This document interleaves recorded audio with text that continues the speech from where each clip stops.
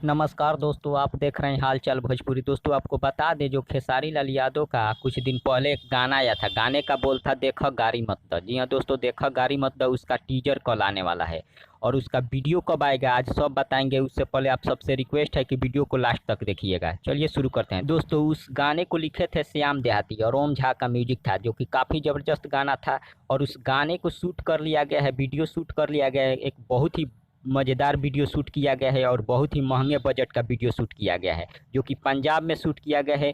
और ये भोजपुरी का सबसे महंगा वीडियो होने वाला है, क्योंकि देखो गाड़ी मत दो काफ़ी हिट गाना है और उसका वीडियो बहुत पहले ही शूट कर लिया गया है। लेकिन इसका वीडियो जो रिलीज किया जाएगा, इसका टीजर आने के 2 दिन बाद इसका वीडियो रिलीज किया जाएगा, यानी कि परसों या उसके अगले दिन इसका वीडियो रिलीज किया जाएगा। अब इस गाने के बारे में और वीडियो के बारे में अपना कमेंट दे सकते हैं। तब तक बने रहिए हमारे साथ, मिलते हैं अगले खबर के साथ। धन्यवाद।